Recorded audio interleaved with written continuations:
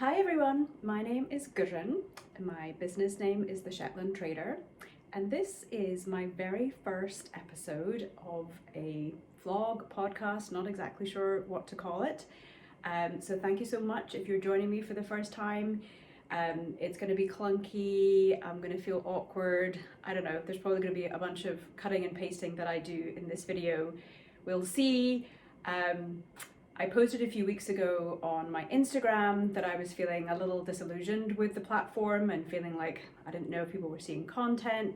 It's really hard to put things into these short sound bites, and that I wanted a longer format where I could hopefully engage more with everybody. So I am trying this. I don't exactly know what it's going to be, what exactly the content will be. Mostly I want to have a conversation with you. I want to share what I'm working on, and it'll be very Shetland focused, I know that, but I want to include other things too that I'm currently enjoying. So it'll be a bit of a mishmash to start with. You can let me know what kind of content you'd like.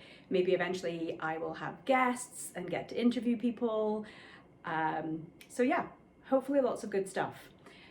So for those who don't know me or maybe are here for the first time, as I said, my name is Gudrun Johnston. I am originally from the Shetland Islands. I was born there, but I mostly grew up in mainland Scotland, and about 20 years ago my parents retired back to Shetland, and that coincided with me getting into knitwear designing, and I get to visit them a lot. Over the past 20 years that's happened. I've taken groups of knitters to Shetland for trips with my friend Mary Jane Mucklestone, and I've spent a lot of time there over the past 20 years, and that has given me this opportunity to not only connect with the place that I come from, but to connect with the knitting traditions there. So very briefly to say, most of my knitwear designing is influenced fairly largely by Shetland traditional knitting, and I am also now the brand director for Simply Shetland, which is the North American distributor of Jamieson's of Shetland yarn. So I've been doing that kind of the past 2 years now, and all the yarn you see behind me here in my workspace, this is all Jamieson's Spindrift mostly, which is used for Fair Isle knitting, and they have 225 plus colors, so most of those are there. That's a perk of the job, that I got all of that yarn, so I get to play with that every day. So I'll definitely be talking about this yarn a lot, Shetland wool a lot, and letting you know what things I'm working on as part of my job with Simply Shetland. But I've also been knitting with Shetland wool really since the start of my designing, and I've been wearing it since I was a baby. I was definitely wrapped up in a hap, which is a traditional Shetland shawl, as soon as I was born, and I had 5 years living in Shetland when my mum was a knitwear designer there. So I was clothed in Shetland wool, as were my siblings. I'll share some pictures of that. Yeah, so what else? I did make some notes because I knew that this first time doing this, I'd feel a little overwhelmed and lost and lose my train of thought. So I'm going to glance at my notes. Okay. Yeah, so I thought I'd just very briefly show you my workspace. So as I said, this is my wall of yarn that I'm referencing all the time. Some books up here that I like to go to when I'm working. I'm gonna pick the camera up and just kind of turn around because my actual desk space is back there. I recently changed this around for a different perspective. So now I sit back there to work and I get to have the view of the yarn over here. So it makes me get up from my desk and bop around when I need to go and get things. So I live here in Massachusetts in a very old farmhouse. 1807, it gets chilly, so I also, especially in the winter time, need to wear nice warm things, which is why I've got all this Shetland wool on right now. It's the day after Christmas, known as Boxing Day in the UK, and I'm taking this opportunity to start this podcast whilst my husband and one of my kids are out seeing a movie, so hopefully there won't be any interruptions. There is a cat and a dog around too, so they might show their faces. I thought I would just share a little bit about what I've most recently published, design-wise, and also obviously what I'm wearing. So I have a lot of garter stitch on. This cardigan, which again, I'll put a picture up in the video here so that you can see a full version of it, because I don't think I can stand back far enough to show you, but this is my Riggies cardie.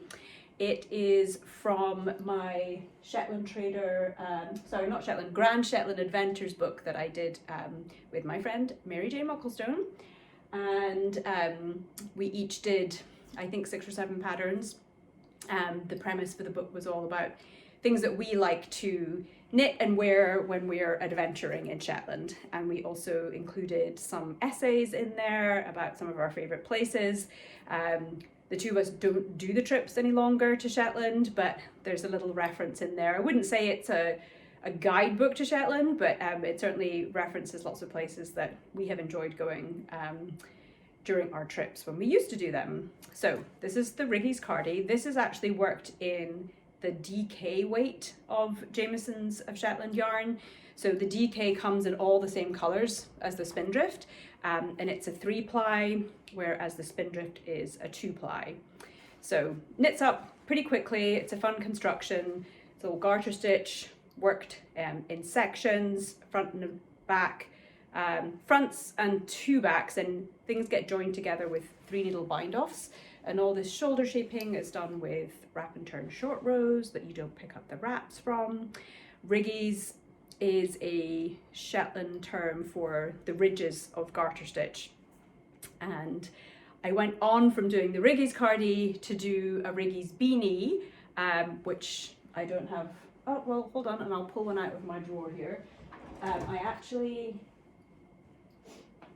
wear this Riggies beanie and another version of it kind of almost daily at the moment. As I said, it gets chilly in this house in the winter time. So for the Riggies beanie, it's worked in 4 sections, and you also join it with 3 needle bind-offs. This one I did just in a solid colour and just in one colour, and you can decide how much you want to fold up the brim on it. It's a fun one to do in different colours, so you can do each of these sections in different shades. I did a version here, which is a slightly cozier one, where I held the Spindrift with a silk mohair, and you can see I did a contrast colour for the 3 needle bind-off areas. So similar construction in a way to this Riggies, because you do short rows to shape the crown up here, wrap and turn short rows. So that's fun. And then most recently I did a free pattern which I called the Riggies cowl, mostly because it's in garter stitch, and there's another 3 needle bind off that you do down the center here, which again you could do in a contrast color. This one I did a striped version, but the original 2 that I did, I have those here. So I did one, it's worked in 2 pieces, flat and then joined, seamed at the back and joined with a 3 needle bind off at the front. So this one I did just 2 different colors and then another color for the 3 needle bind off. This one I did all in one color, different color for the 3 needle bind off, and I actually picked up along the slipped stitch sort of edge at the top there and did a purled I-cord bind off, which is a nice one when you're working in garter stitch.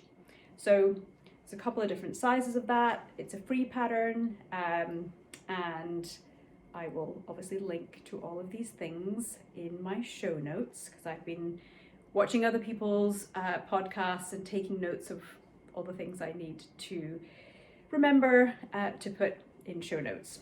So that's all the Riggies stuff. I've been very much into the garter stitch recently. Knit in this Shetland wool. It's super cozy and warm, and yeah, I pretty much wear these things every day at the moment. I also thought maybe doing this podcast would be a fun opportunity to show you a little behind the scenes, if you like, of my process when I'm designing, maybe get to see some things that I'm working on that aren't out yet. So currently I am working on what will be initially part of a kit for Simply Shetland. So we are hoping to promote the DK weight more going into 2025.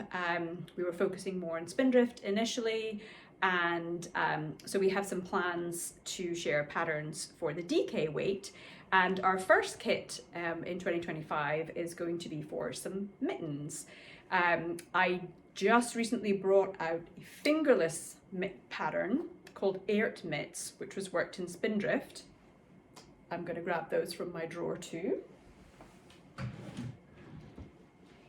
We have a couple of drawers full of hats and mittens and things like that here that we daily, when we're going on our dog walk, pull open, my husband and I, to decide what knitwear we're going to wear for the walk. So these are the Airt mitts. I actually originally designed these as part of a knitting retreat that I just did in Santa Fe with Vogue Knitting. And I did that retreat with Jennifer Berg and Tressa Widener, sorry if I can't remember which way to pronounce that, Tressa. And we worked with a palette of 10 colours that I selected, but they were supposed to be Southwest inspired colours. So the three of us designed things for the retreat using at least 6 of those colours. I ended up using 7 in the mitts here. And this was actually my first pair of fingerless mitts. I had never designed any before. I had knit a few, but not that many. So that was really fun to do that. So, and for this kit that we're doing next, I'm not doing fingerless mitts, I'm going to do mittens. And as I said, those are going to be in the DK weight. And I did a prototype of it, so you're getting a sneak peek of it here. Often when I'm designing, especially if it's a construction or something that I haven't done before, I have to like knit it up myself first. Obviously if it's a garment, I might, and it has an unusual part to it, I might do a smaller swatch to see if my idea is going to work out. In the case of these mitts, I just went ahead and started knitting the whole thing because they're a pretty quick knit. So what I discovered on the prototype here is that the thumb's not really in the right place. I wanted it to meet more where the colour work kind of starts. So I wanted that to be lower down, but I also wanted this part to be a little bit longer. And then for the shaping at the top, I wanted to essentially do what you do in a hat with, you know, regular decreases in a circumference, and then with a few stitches left at the top that you just pull the yarn through at the end. And this was the motif and shaping that I had on the top of this motif, this whole thing really, from a hat that I published in October, called the Hearst Mon hat, and that was in DK. So these will be the Hearst Mon mitts. So I've made a few tweaks there. I needed more length as well at the top here. So now I have started over, but I'm not finished yet, on what will hopefully be the right proportions and size for that. So look out for that in January.